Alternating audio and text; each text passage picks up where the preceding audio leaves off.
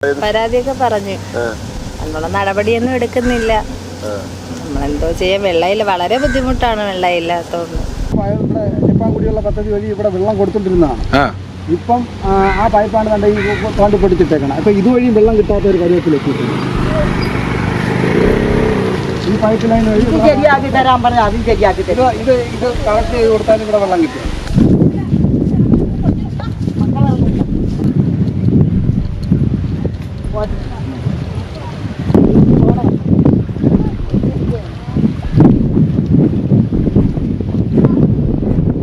എന്ത് ചോദിച്ചാലും മെമ്പർ കൈമലത്തിൽ കാണിച്ചിട്ട് പോകും.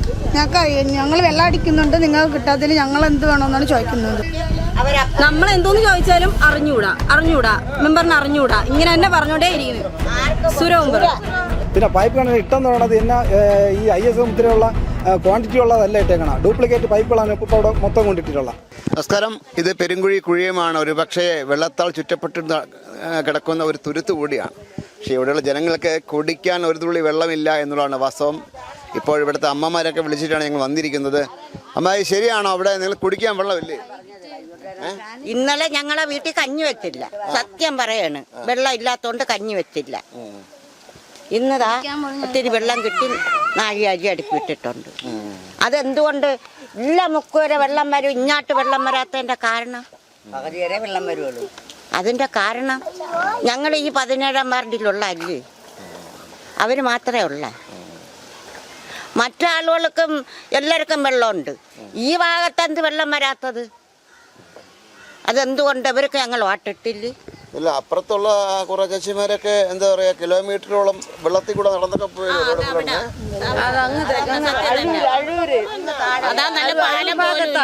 അവിടെ അങ്ങനെ തന്നെ ചെയ്യുന്നത്.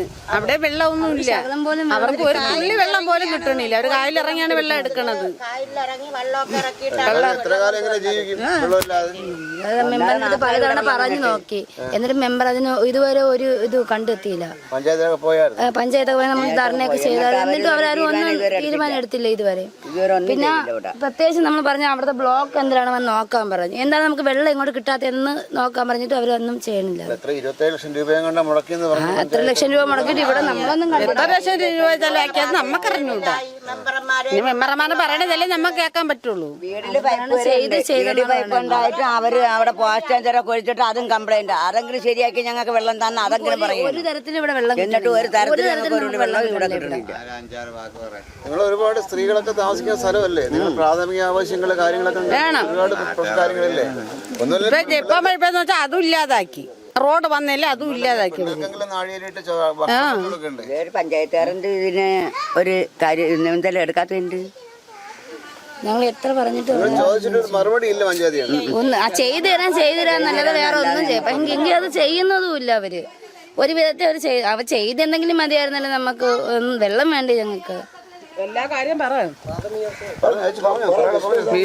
വെള്ളത്തിന്റെ മാത്രല്ല, ഇവിടെ ഒരു മനുഷ്യർക്കും ഒന്നും ഇതുവരെ ഒരു സഹായം ഇങ്ങനെ ചെയ്തിട്ടില്ല. അങ്ങോട്ട് മാത്രമേ ചെയ്തിട്ടുള്ളൂ. ഇവിടെ ഒരു വീടാവട്ടെ, ഒരു പഠനമുറി ആവട്ടെ, ഒരു കക്കൂസാവട്ടെ, ആർക്കും ഞങ്ങൾക്ക് ആർക്കും ഇങ്ങോട്ട് ഒന്നും തന്നിട്ടില്ല. അങ്ങേർക്ക് ഇഷ്ടപ്പെട്ടവർക്ക് മാത്രം പറഞ്ഞു. ഇഷ്ടപ്പെട്ടവർക്ക് കൊടുക്കും അവര്. നമ്മൾ എന്തോന്ന് ചോദിച്ചാലും അറിഞ്ഞൂടാ മെമ്പറിന് അറിഞ്ഞൂടാ, ഇങ്ങനെ തന്നെ പറഞ്ഞോണ്ടേ ഇരിക്കുന്നു. സുരമെമ്പർ കമ്മ്യൂണിസ്റ്റ് ഈ പ്രശ്നം നമ്മൾ ചെന്ന് പറഞ്ഞതിന് ശേഷം ഇപ്പം സ്ഥിരം വരാറുണ്ട്.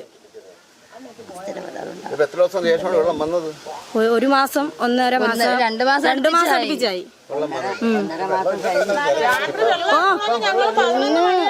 വെള്ളം അടിക്കും 11 മണിയാകുമ്പോഴാണ് ഇവിടെയൊക്കെ കിട്ടണത്.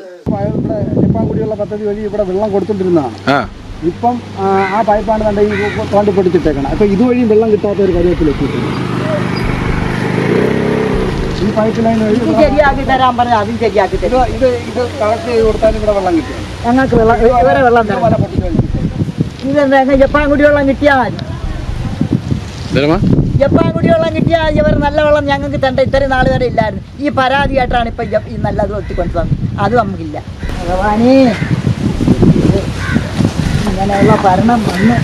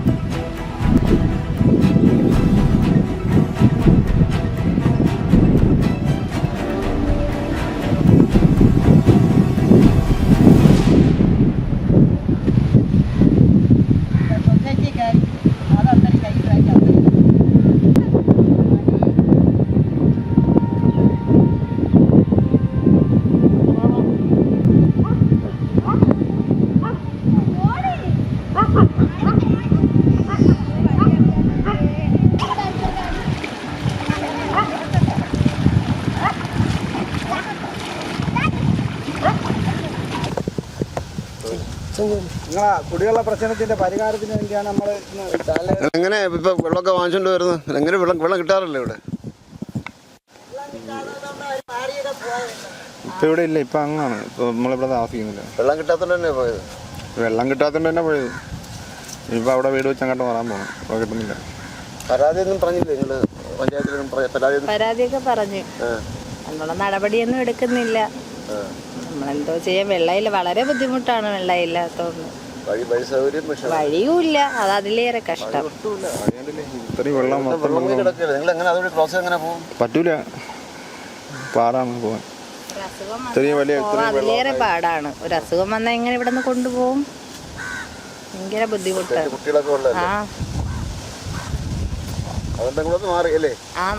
മാറി ഇവിടെ നിന്ന്.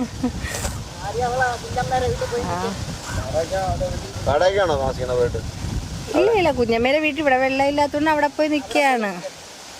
കുറെ നാളൊക്കെ ഇവിടെ വന്ന് അവിടെ നിന്ന് വേവിച്ചോണ്ട് വന്നൊക്കെ കഴിച്ചുകൊണ്ടിരുന്നത്. ഇപ്പൊ ഭയങ്കര ബുദ്ധിമുട്ടാണ്. അവിടെയാണ് അമ്മയ്ക്ക് കാല് വയ്യാത്തതുകൊണ്ട് അവിടെയാ നിൽക്കുന്നത്.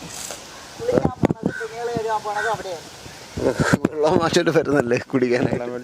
കുടിക്കാൻ വെള്ളമില്ല, ആ രീതിയായി. വെള്ളമില്ലാത്തതിൻ്റെ ഇതിൽ ഞങ്ങൾ പഞ്ചായത്തിൽ പോയായിരുന്നു. പഞ്ചായത്തിൽ പോയിട്ട് പ്രസിഡന്റിനോട് മെമ്പറിനോട് ഇങ്ങനെ വെള്ളമില്ലാത്ത കാരണങ്ങൾ പറഞ്ഞു തന്നിട്ടുണ്ടായിരുന്നു. അപ്പോഴത്തേക്ക് അവർ പറഞ്ഞ് 2 ദിവസത്തിനകം ഇതിൻ്റെ കംപ്ലൈൻറ്റ് എന്താണെന്ന് വന്ന് നോക്കിയിട്ട് പരിഹരിക്കാമെന്നാണ് പറഞ്ഞത്. ഇന്ന് പോയിട്ട് 5 ദിവസമായി, ഇതുവരെ അതിനൊരു ഇതൊന്നും ഉണ്ടായിട്ടില്ല. ഞങ്ങൾ പോയ ആ കിണറിൻ്റെ വൃത്തിഹീനമായ രീതിയിൽ ആ കിണർ കിടക്കുന്ന കണ്ട് ഫോട്ടോ എടുത്ത് ഗ്രൂപ്പുകളിൽ ഇട്ടതിന് ശേഷമാണ് ആ കിണറും ടാങ്കും എല്ലാം വൃത്തിയാക്കിയത്. അതിനകത്ത് ഓന്തും തവളയും അങ്ങനെയുള്ള പല ജീവികളും ഉണ്ടായിരുന്നുള്ളത്. ആ കിണറ്റിലെ വെള്ളമാണ്. ഇപ്പൊ ഈ സമരം നടത്തിയതിന് ശേഷം ആ കിണർ മാത്രം അവർ വൃത്തിയാക്കിയിട്ടുണ്ട്, അല്ലാതെ ഒരു നടപടിയും ചെയ്തിട്ടില്ല. എന്ത് ചോദിച്ചാലും മെമ്പർ കൈമലത്തിൽ കാണിച്ചിട്ട് പോകും. ഞങ്ങൾ വെള്ളം അടിക്കുന്നുണ്ട്, നിങ്ങൾക്ക് കിട്ടാത്തതിൽ ഞങ്ങൾ എന്ത് വേണമെന്നാണ് ചോദിക്കുന്നത്. പിന്നീട് ഞങ്ങൾക്ക് ഈ കുടിവെള്ളം ഇല്ലാതെ എന്നിട്ട് ടാങ്ക് നിർത്തി വെച്ചിരുന്നു 2-3 ദിവസത്തേക്ക്. എന്നിട്ട് ഇവിടെ മെമ്പർ ഇതുവരെ വെള്ളം എത്തിച്ചു തന്നിട്ടില്ല.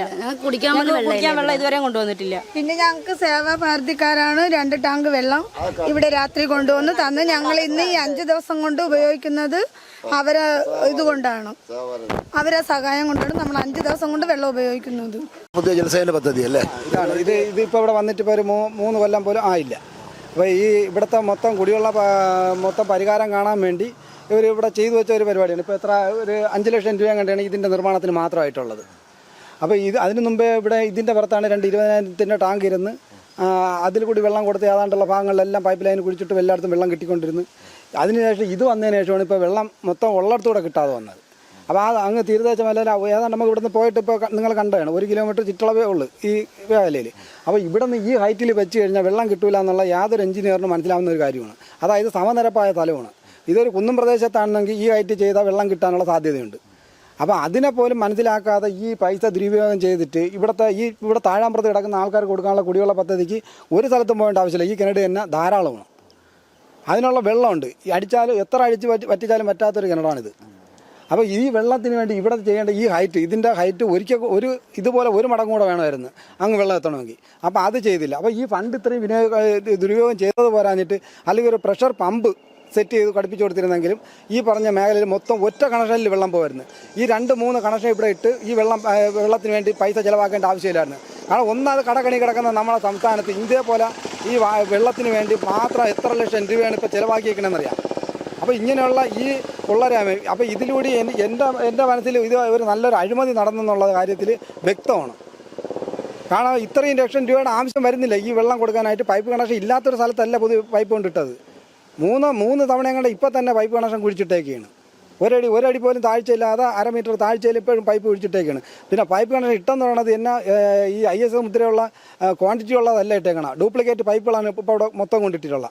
ആ പൈപ്പുകൾ പല സ്ഥലങ്ങളിൽ ഇട്ട് വെള്ളം അടിക്കുമ്പോൾ തന്നെ പൊട്ടിപ്പോകുന്നുണ്ട്. അപ്പോൾ ഇങ്ങനെയുള്ള വലിയ അഴിമതികൾ നമ്മൾ ജനങ്ങളെ അത് ചൂണ്ടിക്കാണിക്കാതിരിക്കാനുള്ള വഴിയില്ല. കാരണം ഇനിയെങ്കിലും ഈ ചെയ്യുന്ന കാര്യത്തിന് ക്വാണ്ടിറ്റി ഉള്ളത് അത് ആരും വിലയിരുത്തണം. ഇവിടുത്തെ പഞ്ചായത്തിൻ്റെ ഉദ്യോഗസ്ഥർ, അപ്പോൾ ഉദ്യോഗസ്ഥരും പഞ്ചായത്ത് മെമ്പർ ഇവർ അവിടുത്തെ ഭരണത്തിൽ എല്ലാം കൂടെ ചേർന്നുകൊണ്ടുള്ള ഒരു കള്ളക്കളിയാണ് ഇവിടെ നടക്കുന്നത്. കാരണം ഇവിടെ കിടക്കുന്ന ജനങ്ങളെ കണ്ടല്ലോ, അവർക്ക് സത്യസന്ധമായിട്ട് പറയുകയാണെങ്കിൽ അവർക്ക് എടുത്ത് കൊടുക്കാനായിട്ടുള്ള ഫണ്ടുള്ളവരല്ല, എല്ലാം പാവപ്പെട്ടവരാണ്. ഒരു കോളനി കിടക്കുക അവരെ പുരോഗതിയിലോട്ട് ഉയർത്തിക്കൊണ്ടുവരാനുള്ള, അല്ലെങ്കിൽ അവർക്ക് കുടിവെള്ളം കൊടുത്ത് അല്ല അവരെ അടിസ്ഥാന വികസനങ്ങൾ വളർത്തിക്കൊണ്ടുവരാനുള്ള ഒരു പഞ്ചായത്തോ അല്ലെങ്കിൽ സർക്കാരോ ഇതുപോലെ ഈ ഫണ്ടുകൾ ദുർവിനിയോഗം ചെയ്യുമ്പോഴത്തേക്ക് അതിനെതിരെ നടപടി എടുക്കേണ്ടതില്ലേ?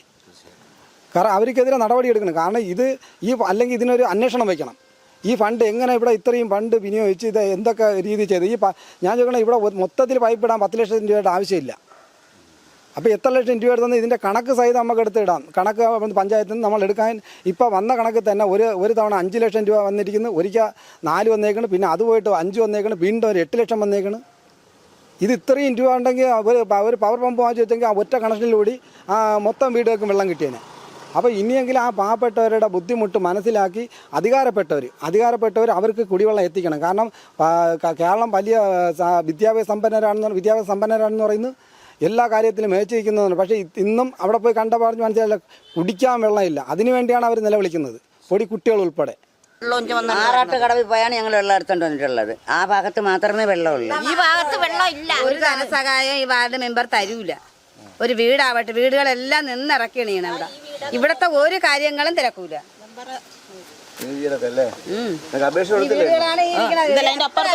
അപേക്ഷ കൊടുത്തിട്ടുണ്ട്, ഇതുവരെ ശരിയായതുമില്ല, ഒന്നുമില്ല.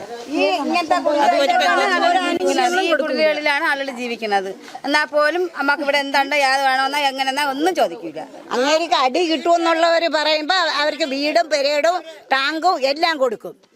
ഈ താഴോട്ട് ഒരു കാര്യങ്ങളും ചെയ്യൂല. ആ സൈഡിൽ നോക്കണം, എല്ലാ വീട്ടിലും പൈപ്പ്, പൈപ്പ് എല്ലാ വീടിന്റെ മുന്നിലുണ്ട്, നമുക്ക് മാത്രമില്ല. ഇവിടെ ഈ 3 പൈപ്പ് വന്നതിന് ശേഷമാണ് ഇങ്ങോട്ട് വെള്ളം ഇല്ലാത്തത്. അത് അടയ്ക്കാൻ പറഞ്ഞാൽ അവർ ഒരു വിധത്തിൽ കയക്കൂല. അന്ന് മുതൽ ഇവിടെ നിന്ന് 11 മണിക്ക്, രാത്രി 11 മണിക്ക് ഇവിടെ നിന്ന് എല്ലാ മക്കളുമായിട്ട് പോയി ഓരോ വീട്ടിന് 2 കുടം വെള്ളമാണ് കിട്ടണത്. ഇത്രയും ദൂരെ പാറാട്ട് കടവിൽ പോയാണ് നമ്മൾ വെള്ളം എടുക്കുന്നത്. ഏതായാലും ഒരു മനുഷ്യനെ ജീവിക്കാൻ ഏറ്റവും അത്യാവശ്യമായ ഘടകം വെള്ളം തന്നെയാണ്. ആ വെള്ളം എത്തിക്കേണ്ടത് നമ്മുടെ ഭരണാധികാരിമാരുടെ കടമയാണ്. എന്നാൽ അതൊന്നും ലഭിക്കുന്നില്ല എന്നുള്ളതാണ് ഇവിടുത്തെ ആൾക്കാരുടെ പരാതി. ഒരു പക്ഷേ നിങ്ങൾക്കറിയാം, ഞാൻ ആദ്യം പറഞ്ഞതുപോലെ വെള്ളത്താൽ ചുറ്റപ്പെട്ട് കിടക്കുന്ന ഒരു തുരുത്താണിത്. എന്നിട്ട് പോലും ഇവർക്ക് വെള്ളം കിട്ടുന്നില്ല എന്നുള്ളത് വളരെ സങ്കടകരമായ വസ്തുതയാണ്. നടപടി ഉണ്ടാകണം, പരിഹാരമുണ്ടാവണം. ഇസ്മൈൽസിന് വേണ്ടി ക്യാമറമാൻ അരുൺ സാറിനൊപ്പം ശ്രീത് മാരാർ സൈനിങ് ഓഫ്.